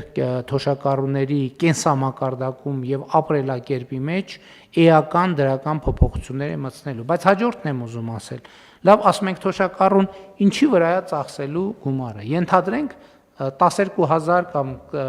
ինչ որ չափով ավելացրինք։ Ինչի վրա է թոշակառուն ամենաշատը ծախսում գումար։ Ակնհայտորեն առողջապահության։ Ակնհայտորեն առողջապահության։ Հետևաբար, բայց մի րոպե, եթե մենք մարդու թոշակը ամիսը 10,000 դրամով բարձրացնենք, ինքը իր առողջապահական խնդիրները կարողանալու է շատ թե քիչ պատշաճ ձևով լուծի։ Ոչ, չի կարողանալու։ Դրա համար մենք ասենք եկեք ոչ թե թոշակը ավելացնենք, մանավանդ հիմա շատ կա, նայում են ինչ ենք խոստացել, ինչ չենք խոստացել, մենք չենք խոստացել, որ առողջապահության ապահովագրությունը խոստացել ենք, բայց չենք խոստացել, որ կենսաթոշակառուների համար դա անվճար է լինելու։ Դենց բան չենք խոստացել, որովհետև ասում են, այս խոստացել եք, չենք արել։ Բա որ տասնյակ ուրիշ բաներ չենք խոստացել, բայց արել ենք, դա հաշվարկով պետք է անի։ Բայց մենք իրականում ուզում եմ ցույց տամ, մենք մտածել ենք լավ թոշակառուի թոշակը լավ 10000, 15000 դրամով ուղակի ավելացնենք։ Ինքը իր առողջապահության խնդիրը կարողանալու է լուծել։ Ոչ, բա ինչ անենք։ Բա ինչ անենք, մեր խնդիրն է նա, որ 10000 դրամ գրենք, ասենք ստեսություն, մենք խնդիրը լուծեցինք։ Մենք դրա համար առողջապահության ապահովագրության համակարգը ներդրեցինք, ճիշտ է հիմա 65-ից պլյուս թոշակառուներին, մենք իրանց ավելացրած թոշակը առանց իրանց հարցնելու դնում ենք այդտեղ, բայց իրանք այդտեղ ստանալու են մի քանի անգամ ավել արժեցող ծառայություններ, որոնց կարիքը իրանք իհարկե կունենան, Աստված տա չունենան։ Բայց գործնականում տեն չի լինում, որովհետև վիճակագրությունը ցույց է տալիս, որ մարդիկ իրանց կենսաթոշակառուների առաջնային կարիքը առողջապահական ծախսերը հոգալն է, սկսած դեղ եւ այլն եւ այլն։ Ես էլի ուզում եմ ճշգրտել, որ մենք ոչ բոլոր դեղերի ոչ ամբողջական ծախսերն ենք փակելու, բայց մենք այս ճանապարհով թոշակառուներին վերադարձնում ենք այնքան գումար, որը էականորեն ավելի է այն 10-11 հազար դրամից, որ մենք իրանց պոտենցիալ ավելացող թոշակից վերցնում ենք եւ դնում ենք իրենց առողջապահության համակարգի մեջ։ Այսինքն մենք իրանց համար ենթակառուցվածք ենք ստեղծում բոլորովին նոր ծառայությունների ենթակառուցվածք, որը բոլորի համար, բայց թոշակառուների համար առանձնահատուկ կարևոր է այդ առողջապահության ապահովագրությունն է, որը մենք հաջորդ տարվանից այդ ծառայությունները կմատուցենք։ Ես նկատի ունեմ, մենք այս նրբությունները ավելի ակտիվ պետք է մեր հանրությանը ներկայացնենք, որպեսզի նրանք ճիշտ տեսնեն պատկերը։ Էլ չեմ ասում, որ ես նախկինում մի անգամ ասել եմ, երբ որ այդ ծրագիրը սկսեց աշխատել, առաջին ամիսներն էին։ Երբ որ մենք տեսնում էինք աճը, ես ասացի հարգելի գործընկերներ, ես կարծում եմ, որ մենք այն ավանդական ձևերով էլ թոշակ պետքա չբարձրացնենք։ Մենք պետքա գնանք այս ճանապարհով։ Իմիջիայլոց կներեք, 300 միլիարդի առևտուր ասցիք, հա? 314 միլիարդի վերադարձվել է 30 միլիարդ։ 300 միլիարդի առևտուր կատակ ենք անում։ 300 միլիարդ դրամի առևտուր թոշակառուների կողմից։ Մենք կարող ենք աչքաչափով ասել, սրա գոնե 40-50%-ը նախկինում ստվերային առևտուր է եղել, որը հիմա դուրս է եկել։ Եվ նաև այդ ստվերից դուրս եկած առևտուրն է, որ այս տնտեսական ակտիվության ցուցանիշների եւ տնտեսական աճի վրա կոնկրետ արտահայտվում է եւ արտացոլվում է։ Էնպես որ մենք էլի այս դեպքում էլ եմ ասում, մեր ворթեգրած ռազմավարությունները սկզբունքորեն պետքա հետեւական իրականացնենք, ժամանակը շատ ենք ծախսել դրա համար անկանխիկի առևտրի հետ վճարի մասին այս անգամ չեմ խոսում, հաջորդիվ առիթ կունենանք դեռ համեցեք, եթե կարևոր բան կա այսօր։ Պարոն վարչապետ, մենք արդեն շրջանառել ենք նախագիծը, երևի 1-2 շաբաթ հետո ամենաուշը կառավարության նիստում այդ հարցը կհաստատենք եւ որպեսզի հունվարի 1-ից մեկնարկենք։ Հիմա դե որ ասցիք մի հատ էլ պարզաբանենք։ Դա նշանակում է, որ ցանկացած քաղաքացի, երբ որ ինքը առևտրի համար վճարեց անկանխիկ, այդ անկանխիկ վճարումների 2%-ը ինքը հետ վճարը ստանալու նույն քարտին ինքնաշխատ եղանակով, էլ դիմում գրելու բանի անհրաժեշտություն հերթ կանգնել, դիմում գրել, նույնականացման քարտ, անձնագիր, ծննդը։ Դա վերաբերվում է արկա քարտերին։ Դա վերաբերվում է արկա քարտերին, այո, հայաստանյան քարտերին։ Շատ լավ, համեցեք բան։ Շնորհակալություն եւ հետեւաբար մեր դեպքում էլ 22% է դառնում միանգամից կենսաթոշակառուների համար։ Էդ էլ ֆիքսենք։ Հա, այդ պահն էլ չեն գարձանագրել։ Այսինքն կենսաթոշակառուները մի հատ էլ 2% տեղից են ավելի ստանում։ Տեսնում եք։ Եվ պարոն վարչապետ, այդ ամեն ինչը հաշվի առնելով նաև որ դուք իրավացիորեն նշում եք, որ փաստացի հաղթանակ իրավիճակ կա ստեղծում, քաղաքացին մասնակցում է իրից թոշակի գեներացմանը, նաև ստվերի կրճատմանը, բայց այնուամենայնիվ մենք մի քիչ վարչարարության խստացման անհրաժեշտություն ունենք հատկապես գյուղական համայնքներում, առևտրի կետերում, անկանխիկ առևտրի մասով ես խնդրում եմ, որ մեր գործընկերները հատկապես պետեկամուտների կոմիտեի այս մասով մի քիչ աշխատանք կատարեն, որտեղ բողոքները հիմնականում դրանից են։ Ասում են մենք գնում ենք քարտով, մեզ ասում են ապարատը չի աշխատում, լույս չկա, չգիտեմ, եւ այդպես շարունակ, թեև դա դրթում է այնուամենայնիվ, որտեղ մենք թվերը տեսնում ենք աճի եւ շրջանառության աճի եւ մարդկանց աճի, բայց մենք էլ մեր կողմից մի քիչ աջակցենք, որ process-ները ավելի սահուն ընթանան։ Այո, բայց տեսեք, էդ էլ հաջորդը, այդ բողոքը, այդ շատ լավ նշան է, որովհետեւ նշանակում է, որ քաղաքացի է հայտնվել, որը շահագրգիռ է, որպեսզի կայացված որոշումները ի կատարածվեն, որը օրենքը գործի։ Հասկանում եք, այս շատ կարևոր նրբություն է։ Շատ կարևոր նրբություն է։ Հիմա մեր կարգավորումներով, օրենքով եւ այլն առևտրի ոչ ստվերային լինելը, այդ օրենքի պարտադիր պահանջ է։ Բայց այդ շատ դեպքերում հնարավոր չի լինում, որովհետեւ կաբինետներից հնարավոր չի վերահսկել։ Եվ երբ որ չկա շահագրգիռ քաղաքացին, որ այն կողմից ասի՝ մի րոպե, ինչ ես անում։ Հենց սա այն դեպքն է, որ քաղաքացին էլ եմ ասում, պետք է հասկանա, որ ստվերային առևտրի ամեն գործարք իրենից կոնկրետ գումար է տանում, չեմ ուզում ասել գողանում, որ բան կոպիտ չհնչի, բայց էլ եմ ասում, մենք մտանք խանութ, այս ժամացույցը գնեցինք, մենք այս ժամացույցի հարկը վճարում ենք, չենք կարա չվճարենք, ավելացված արժեքի հարկը իր մեջ է։ Այսինքն մենք փողը տալիս ենք բանը ձեռք բերելու համար, ժամացույցը ձեռք բերելու համար, եթե գործարքը սահմանված կարգով չի կնքվում, 20% ավելացված արժեքի հարկը չի մտնում բյուջե, եւ այս նույն ժամացույցը վճարած քաղաքացու ճանապարհը ասֆալտ չի լինում, երեխան դպրոցում սահմանափակ հնարավորություն ունենում եւ այլն եւ այդպես շարունակ ամենատարբեր բաներ պիտի նշենք եւ մենք սրա մասին պետք է ասենք մարդկանց, որ իրանք հասկանան, որ այդ գործարքը իրենց թվում է թե կառավարությունից են, կառավարությունն է պակաս ստանում, ոչ դուք եք պակաս ստանում, սիրելի քաղաքացիներ, ամեն անգամ առանց ՀԴՄ-ի անկանխիկ առևտրի սահմանափակ ստվերային ամեն գործարք դուք ինչ 1000 դրամ, 1000 դրամ եք տվել, մինիմում 200 դրամ կորցնում եք այդ գործարքից, եթե գործարքը ստվերային չի։ Շատ լավ։ Հարցը դրվում է քվեարկության, ովքեր են դեմ որոշման ընդունմանը,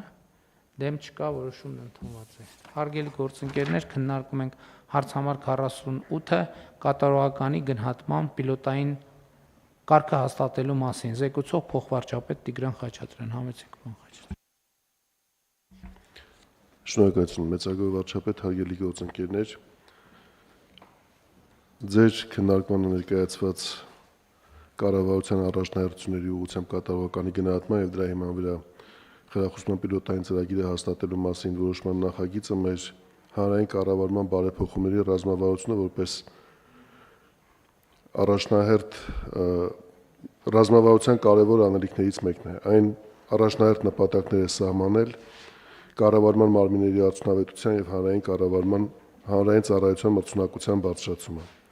Այս փոխկապակցված նպատակների իրագործման տեսանկյունից կարևոր է ինչպես համակարգում մրցունակ կադրերի պահպանումը եւ նորերի ներգրավումը, այնպես էլ կառավարման մարմինների սահմանափակ ռեսուրսները առաջնահերթ անելիքներին ուղղելու հարցը։ Հանրային ծառայությունում եւ ոչ պետական հատվածում աշխատանքի վարձատրության համեմատական ուսումնասիրությունները փաստում են, որ հանրային հատվածում վարձատրությունը նվազ մրցունակ է, ինչն այն պակաս գրավիչ է դարձնում բարձր որակավորում ունեցող կադրերի համար։ Բացի այդ, տարբեր փորձագիտական գնահատումների արդյունքները վկայում են, որ աշխատավարձի առկա համակարգը չի խրախուսում հանրային ծառայողների ավելի բարձր պաշտոն զբաղեցնելու ձգտումը, իսկ առաջխաղացման դեպքում վարձատրության ու պատասխանատվության աճը համարժեք չեն։ Այս խնդիրների հասցեագրման նպատակով կառավարությունը դեռևս նախորդ տարեվերջին ձեռնամուխ եղավ պետական կառավարման մարմինների անելիքներն ավելի համակարգված կառավարելու կարևոր խնդրի շուրջ նոր լուծումներ գտնելու հարցի կարգավորմանը։ Այդ շրջանակում բոլոր 12 նախարարությունների, ինչպես նաև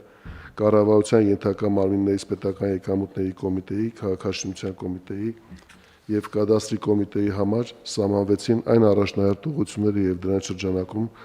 կարևոր գործողությունները, որոնք դարձել են կատարված աշխատանքի արդյունքը գնահատելու հիմք։ Մշակվել է գնահատման ընդհանրական մեթոդաբանություն, որի կիրառությամբ չափվել է կատարված աշխատանքի առաջընթացը եւ ամփոփվել են արդյունքները, ինչպես նաև քննարկվել են այն հարցերը, որոնց հետագա լուծումը պետք է նպաստի նախանշված նպատակների ամբողջական իրագործմանը։ Առաջին կիսամյակի արդյունքներով ամփոփված աշխատանքը փաստում է, որ այն բավարար հիմք է շարունակական եղանակով կառավարման մարմինների արդյունավետությունը բարձրացնելու համար։ Այս նախագիծը կատարված աշխատանքի տրամաբանական ամփոփումն է եւ դրա ինստիտուցիոնալացումը կառավարության որոշմամբ հաստատման ներկայացված պիլոտային ծրագրի ձևաչափով։ Նախագծով առաջարկում է սահմանել առաջնահերթությունների ուղղությամբ կատարված աշխատանքի գնահատման եւ դրա հիման վրա խրախուսման համակարգ, որը պետք է բարձրացնի կառավարության ծրագրով եւ ռազմավարություններով սահմանված նպատակների ուղղությամբ պետական կառավարման համակարգի աշխատանքի արդյունավետությունը եւ մատուցվող ծառայությունների որակը։ Ընդ որում, առավել արդյունավետ գործելու համար խթաններ ստեղծելուց բացի, այս քաղաքականությունը նպատակ ունի նաեւ բարձրացնել հանրային ծառայողների կարողությունները նրանց շարունակական կրթության միջոցով։ Մասնավորապես առաջարկում է սահմանել, որ խրախուսանքի արժանացած յուրաքանչյուր ծառայողի վարձատրության ավելացումը մի մասով հանդիսանում է կրթական ծախսերի համար նախատեսված գումար, որպես որակավորում է բարձրացնելու եւ կարողություններն ավելացնելու լրացուցիչ հնարավորություն։ Ընդհանուր առմամբ պիլոտային ծրագիրը թույլ կտա առավել արդյունավետ գնահատել մարմինների կողմից առաջնահերթ ուղղություններով իրականացված աշխատանքը, խրախուսել բարձր կատարողականը, ապահովել պետական համակարգում վարձատրության համապատասխանությունը կատարված աշխատանքի եւ գրանցված արդյունքներին, բարձրացնել պետական համակարգում աշխատանքի գրավչությունը եւ հանրային ծառայողների կարողությունը։ Պետք է նշեմ նաեւ, որ պիլոտային ծրագրի արդյունքները դառնալու են մեր կողմից շարունակական վերլուծության առարկա, իսկ եզրակացությունները հիմք են դառնալու հանրային ծառայության մոտիվացիոն մեխանիզմների արդյունավետությունը բարձրացնելու հարցում հետագա բարեփոխումների համար։ Խնդրում եմ հաստատել։ Շնորհակալ եմ, պարոն Խաչատրյան, հարգելի գործընկերներ, ես պետական մարմինների ներկայացուցիչների առաջին համաժողովի ընթացքում խոսեցի այս մասին եւ խոսեցի, որ պետական համակարգում աշխատանքի գրավչությունը եւ արդյունավետությունը բարձրացնելու անհրաժեշտություն կա, բայց այս դեպքում էլ խնդիր կա ոչ միայն ուղղակի վարձատրության որոշակի լրացուցիչ համակարգներ դնել, այլ առավել արդյունավետ աշխատելու եւ սեփական հմտությունների եւ կարողությունների գիտելիքների եւ պրոֆեսիոնալիզմի վրա աշխատելու որոշակի համակարգ ստեղծել, ինչը մենք հիմա անում ենք։ Բայց ես կարծում եմ, որ այս բոլոր քննարկումների համատեքստում մենք մոռանում ենք մի բան, եւ ես էլ դրա մասին երբեք չեմ ասել, բայց ուղղակի չեմ էլ նկատել այդ բանը։ Եկեք արձանագրենք, որ այսօր պետական համակարգը աշխատում է շատ էականորեն ավելի մեծ ծանրաբեռնվածությամբ, քան օրինակ աշխատում էր նույն 2018 կամ 19 թվականին։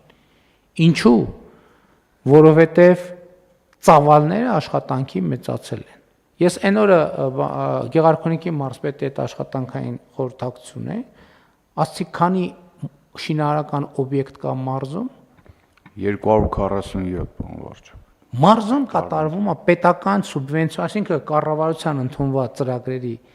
շրջանակում Գեղարքունիքի մարզում այս պահին իրականացվում է 247 տեղ շինարարություն է իրականացվում։ Այսինքն պատկերացնում եք, ճիշտ է, Գեղարքունիքի մարզը ծավալով մեծ մարզ է, բայց ես համոզված եմ մյուս մարզերում էլ մոտավորապես այդ պատկերն է։ Եվ սա մի հատ աներևակայելի թիվ է, բայց խնդիրը այդ չի։ Նախ այդ թիվը երկրաչափական պրոգրեսիայով է աճել համեմատած նախորդ շրջանի հետ, բայց խնդիրն այդ չի, որ ինքը շարունակելու է աճել։ Ընեն չի որ այդ 247-ը ավարտվեց, վերջ, բոլոր այդ 247-ը դառնալու է 350, 350-ը 450, 450-ը 500 եւ այդպես շարունակ։ Եվ մենք հաշվի չենք առնում, հիմա օրինակ ասենք քաղաքաշինության կոմիտեն վերջին տարիներին ճիշտ է, մենք այնտեղ հաստիկներ որոշակիորեն ավելացրել ենք, բա 300 դպրոց 500 մանկապարտեզ ծրագիր ենք իրականացնում։ Բա հետո ասում ենք, որ որակը պետքա տեղը լինի, պետքա հետևել ով հետևի, ինչքան հետևի,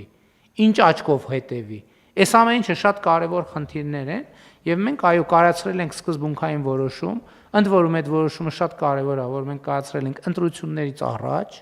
այդ որոշումը կայացնում ենք իմանալով, որ դա պոպուլյար չի այդ որոշումը, բայց ես էլի ասում եմ իմ համոզմունքն է, այն իրավիճակից, երբ որ պետական համակարգի աշխատողները չունեն անհրաժեշտ մոտիվացիաներ, չունեն սոցիալական որոշակի մի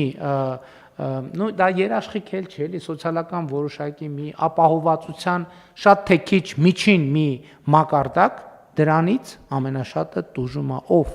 Հայաստանի Հանրապետության շարքային քաղաքացին, ուրիշ ոչ մեկ, որովհետև դրա դիմաց ստանում է նորանոր կոռուպցիոն ռիսկեր եւ կոռուպցիոն իրավիճակներ է, ձևավորվում անընդհատ եւ ռիսկեր են ձևավորվում անընդհատ եւ երկրորդը ստանում է կամ վատ որոշումներ կամ լավ որոշումների վատ իրագործում եւ ստանում է ուղղակի եկեք այտենց լավ չի ինչում պետական բանի դեպքում, բայց վատ սպասարկում, չնայած դա էլ է ծառայություն եւ պատեհ է այս բառը, իհարկե Եվ այս որոշումը այո, ես ուրախ եմ, որ մենք ունենք այդքան քաղաքական համարձակություն եւ այդքան քաղաքական վստահություն, որ մենք այս որոշումը կայացնում ենք եւ կարծում եմ եւ ուզում եմ ուղղ ասել, գիտեք, սեթեվեթելու ժամանակները անցում են եւ կարծում եմ, որ մեր պետական համակարգը արժանացել է դրան։ Ոչ մեկին լավություն չի անում։ Մեր պետական համակարգը արժանացել է դրան։ Ես այն օրը էդ էլ կա, որ մենք ճիշտ անդադ սովորել ենք պետական համակարգին, ես էլ քննադատել ես մի բանն են չեմ, մի բանն են չեմ, բայց բազմաթիվ բաներ նենց են։ Եվ մենք չենք հիշում, ընդունված չի ասել։ Ես որ ասում եմ, ես նաև մասնագիտության որ լրագրող եմ, այդ բանը կա։ Ասենք աշխարհում ընդհանրապես ոչ մի թերթ կամ լրատվական չի լինում, որը բացում ես առաջին էջում գրած ամեն ինչ նորմալ է, երկրորդ էջում գրած ամեն ինչ նորմալ է, ընդհանրապես հոյակապ է, խնդիրներ չկան, խնդիրներ չկան, ամեն ինչ նորմալ է։ Մարդկության պատմության մեջ ընդհանրապես տենց լրատվամիջոց չի եղել, որովհետև լրատվամիջոց նրա համար է, որ հայտնի խնդիրների մասին, որովհետև եթե ամեն ինչ նորմալ է, դա առանց լրատվամիջոց էլ հայտնի է, եւ հետեւաբար, բայց ասում եմ, հա, եւ դա Դա է նորմալ, որ մենք խոսում ենք խնդիրների մասին հիմնականում, բայց դա չի նշանակում, որ մենք չպետք է նկատենք ձեռքբերումները, այն ձեռքբերումները, որը մենք այո այսօր արդեն տեսանել են։ Եվ ես զգում եմ, որ մեր հանրությունն էլ սկսել է նկատել, որովհետև տենց ցակուցրիվ բաները գուցե այդքան բան չի, նկատելի չեն, բայց արդեն երբ որ տեսակարար կշիռա ձևավորվում, դա արդեն դառնում է ավելի նկատելի, իհարկե իր խնդիրներով, եւ ես վերջում մի հատ խնդրի մասին կխոսեմ, բայց այս թեմայի հետ չառնչվող, բայց սա մի որոշում է եւ հաջորդը մենք սկզբունքային որոշում ենք կայացրել, որ պարտադիր ըստ էության պայման ենք դնում, որ լրացուցիչ վարձատրության մի որոշակի հատված, որը էլի նոր որոշումներով կարգավորենք 10%-ը արդեն գրել ենք 10%-ը պաշտոնյան պետական աշխատողը պարտավոր է ծախսել կրթական որևէ ծրագրի վրա։ Ընդ որում, անկանխիկ վճարումով մենք պետք է տեսնենք, որ դա կրթական որևէ ծրագրի վրա ծախսվել է։ Եթե ոչ, այդ դեպքում արդեն մալուսների համակարգ պետք է գործեն, որովհետև մարդը ինքնահայտարարագրում է, որ ինքը չի աշխատում իր վրա կամ դրա կարիքը չունի, որը մեր պատկերացումների հետ չի համապատասխանում։ Ես կարծում եմ, որ սա մի թեմա է, որը դեռ շատ երկար կքննարկենք։ Այսօր այն օրվա ժողովում, համաժողովում ես խոսել եմ, իմիջիալոց էլի երկարում է, բայց ուզում եմ ասել, որ իմ տպավորությունները համաժողովից դրական են եւ հույս ունեմ մյուսների տպավորություններն էլ են դրական, նույն զարմանալի է, թե ինչի նախկինում մեր մտքով չի անցել, որ այնուամենայնիվ պետական կառավարման համակարգը պետական մարմիններին պետքա հանդիպել, պետքա շփվել, պետքա քննարկել։ Սա առաջի փորձն էր, կքննարկենք, բայց որ սա լինելու է, հենց դրա համար մենք անվանեցինք առաջին համաժողով, որը ենթադրում է, որ պետք է լինի երկրորդը, երրորդը, չորրորդը եւ այդպես շարունակ, ժամկետների մասին իհարկե կքննարկենք, որպեսզի մաքսիմալ արդյունավետ լինի։ Ինչ վերաբերում այս որոշմանը, ես կրկին ուզում եմ իմ գոհունակությունը արտահայտեմ, որը հեշտ չէր, հեշտ չի, շատ երկար քննարկված, ձգձգված, մտավախություններով եւ մտահոգություններով զուգորդված, բայց կարծում եմ, որ պահը հասունացել է։ Կան դիտարկումներ ասված այդ կապված։ Համեցեք, պարոն Հովհաննիսյան։ Շնորհակալություն, պարոն վարչապետ, իրականում ձեր ասացի վերաբերյալ ուզում եմ նկատել, որ դա շատ սովորական եւ ճիշտ պրակտիկա է, երբ որ ծրագրերի կառավարման նպատակով միջոցներ, այսինքն ծրագրի իրականացման նպատակով դրա կառավարման համար գումարներ են հատկացվում։ Եվ բոլորս գիտենք, որ բյուջեն կրկնապատկվել է 18 թվականից հետո եւ ծրագրերի քանակն է մեծացել եւ շատ դեպքերում հաստիկները ոչ միայն չեն ավելացել, մարդկանց քանակը չի ավելացել, այլ նաև կրճատվել է շատ նախարարություններում։ Ես քանակի մասին չխոսելով միայն կարող եմ ասեմ, որ օրինակ ֆինանսների նախարարությունը նախկինում մի քանի շենք է զբաղացրել։ Հիմա մենք մի շենքում ենք գտնվում, այն էլ հեսա շուտով էլի կազատենք որոշ սենյակներ, որը կարող է ուրիշ գերատեսչությունների տրամադրվել։ Շատ լավ, հա, այդ բյուջեի պահը էդ էլ չեք նկատում, էլի, ասում ենք բյուջեն կրկնապատկվել է, բյուջեի եկամտային մասը կրկնապատկվել է, այդ նշանակում է բյուջեի ծախսային մասն էլ է կրկնապատկվել առնվազն։ Եվ երբ որ ծախսային մասը կրկնապատկվել է, այսինքն այդ նշանակում է ծախսը կատարելը, իրականացնելը, դրա արդյունավետության մասին հոգ տանելը, դա աշխատանք է եւ համեցեք։ Շնորհակալություն, պարոն վարչապետ, ես նաև նշեմ, որ այդ կրթության ծախսի հատվածը ինքը նաև կյանքնել է դրան բերել, որ դրա համար նույնիսկ ֆիզիկական առումով շատ ջանքել պետք չէ, այսօր նույն համացանց թվայնացումը հնարավորություն են տալիս արագ վճարելով համացանցի միջոցով բազմաթիվ կրթական ծրագրեր ձեռք բերել, սովորել on-line, Հայաստանից սովորել այլ արտերկրում հեռակա, այսինքն այս առումով եւ ես ուրախ եմ, որ այդ բոլոր հնարավորությունները մենք ծրագրում տվել ենք։ Պարոն Խաչատրյան, պիտի մտածենք այդ ուղղությամբ խորհրդատվության ինչ որ մի բան էլ գուցե անհրաժեշտություն լինի, եթե վստահ չեմ, բայց ես օրինակ հիմա մտածում եմ, որ ես եթե հիմա ուզենամ կողմնորոշվել, խորհրդի կարիք կունենամ, թե որտեղ առավել արդյունավետ կլինի։ Կարող ենք այդպիսի բան ինչ որ ձևով, չգիտեմ, ուղղակի նոր մտքովս անցավ։ Հիմա ես որ ուզենամ, որտեվ հա ընտրությունը որ շատ է, այդ մի կողմից լավ է, մի կողմից է վատ է,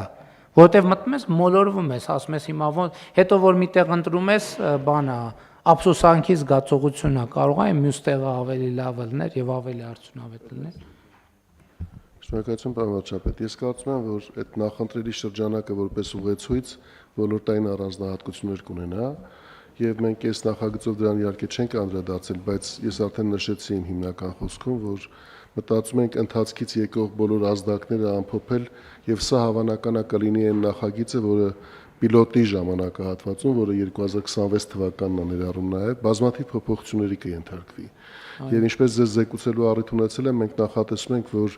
այս կարգավորումները ի վերջո հասցնենք մի այնպիսի մակարդակի, որ 2027-ի համար իրենք օրենքով կարգավորվող հիմնական շրջանակ ունենան։ Եվ մենք ձեր դիտարկումը անպայման պարոն վարչապետ նկատի կունենանք, առաջիկա շրջանակում դա հաշվի կառնենք։ Շատ լավ, համեցեք։ Ուղղորդման հետ կապված, պարոն վարչապետ, իհարկե գաղտնիք չի, որ առցանց կուրսերի զգալի մասը օտար լեզվով են։ Լավ է։ Եվ մեր շատ պետական ծառայողներ օտար լեզու չգիտեն, գուցե խորհուրդ տանք իրենց առաջի հերթին նրանք, ովքեր օտար լեզու չգիտեն, օտար լեզու սովորեն, պահանջ դնենք իրանց առաջ դրա համար, որպեսզի այդ իրանց համար դաշտ բացվի այդ հսկայական ռեսուրսից օգտվելու համար։ Համեցեք իհարկե։ Շնորհակալություն, պարոն վարչապետ, եւ մի բան էլ եմ ուզում ասել, իհարկե սա չլուծված հարց է ի թվից։ Մեր բազմաթիվ գործընկերներ, նաև երբ որ նախագծի քննարկումների փուլում ենք եղել, ունեցել են դիտարկում, որ պետք է որոշակիորեն հաշվի առնել նաև կոմպետենցիաների աշխատակիցների։ Մի բան է աշխատանքի կատարողականի գնահատումը եւ մեկ այլ բան է գնահատել կոմպետենցիաները, որոնք իրենք արդեն կդառնան նշաձող կրթության համար եւ կրթության շրջանակը որոշակիացնելու համար։ Մենք դա էլ նկատի ունենք, որ պետք է առաջիկա մեր քննարկումներում հաշվի առնենք, դա ավելի բարդ է եւ կարծեմ դուք էլ մեկ առիթով նշեցիք, որ ելակետային վիճակը գնահատելու հարցը շատ կարեւոր հարց է այդ կոմպետենցիաների գնահատելու եւ դրա առաջընթացը հետագայում հաշվի առնելու տեսանկյունից, բայց դա էլ է լինելու մեր օրակարգում, մենք պետք է այս համակարգը կենթանի համակարգ է լինելու, այսինքն մենք որտեղ նկատեցինք, որ կան ընդհանրական լուծումներ, որոնք կարող են մարմինների առանձնահատկությունները, կառավարման մարմինների առանձնահատկությունները չանտեսելով դրական զարգացման հնարավորություն տալ, ապա բերելու ենք հաստատման։ Եվ մի բան էլ խնդրեմ, պարոն վարչապետ, խնդրելու եմ հնարավորություն 1 օր ժամանակ խմբագրման համար, դեռ որոշակի խմբագրական աշխատանք կա, որ պետք է ամփոփվի, նոր ստորագրման ներկայացվի։ Շատ լավ, պարոն եք ասելու Տիկին Անդրեաս։ Շնորհակալություն, պարոն վարչապետ, ես ուզում եի առաջարկել ուղղորդման հարցում նաև հաշվի առնել մեր ռեսուրսը, որովհետև կրթության, գիտության, մշակույթի եւ սպորտի նախարարությունը նաև մեծահասակների կրթության եւ ոչ ֆորմալ կրթության ուղղությամբ լիազոր մարմինն է եւ իդեպ մենք սոցիալական կրեդիտների քաղաքականության շրջանակում շատ մեծ ակտիվություն ունենք դաշտում եւ արդեն շուրջ 800 ոչ ֆորմալ կրթական ծրագրեր ենք երաշխավորել, ընդ որում շատ տարբեր կազմակերպություններից ու վստահ եմ, որ այդ բոլոր հիմնական առանցքային կոմպետենցիաների ուղղությամբ կարող ենք խորհուրդ տալ ծրագրերի մի շրջանակ, որը կարող է բազային դիտվել եւ մարդիկ իրենց կարիքների համեմատ ընտրեն։ Շնորհակալություն։ Բայց այդ համընդհանուր հայտարարումից հետո 800 նոր ծրագիր եք երաշխավորել։ Այո, եւ պետք է ասեմ, դա իրոք աննախադեպության հենց դրա մասին չէինք խոսում ամիսներ առաջ բանի այս սրահում դրա մասին էինք խոսում, բա տնտեսական ակտիվությունն է, բա դա տնտեսական աճ է, բա դա աշխատատեղ է գրանցված, որովհետև չի կարող մարդը այդ արդյունքից ուզենա իր բաժինը ունենա եւ ստվերում գործի։ Այսինքն այս ամեն ինչը եւս մեկ անգամ ցույց է տալիս մեր քաղաքականությունների էֆեկտիվությունը, ինչը շատ կարեւոր։ Դե պարզ է բոլոր տեղերում եւ բացարձակ չէ դա էֆեկտիվությունը, բայց երբ որ կան կոնկրետ արդյունքներ, դա լավ է, եւ որ կան կոնկրետ արդյունքներ, դա ակնհայտ է։ Շատ լավ, հարգելի գործընկերներ, հարցը դրվում է քվեարկության, ովքեր են դեմ որոշման ընդունմանը, դեմ չկա, որոշումն ընդունված է, եւս երկու կարճ ասելիք ունեմ։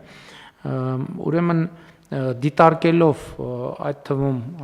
համացանցում եւ մամուլում եւ հանրային քննարկումներում եւ իրողությունները նաեւ անձամբ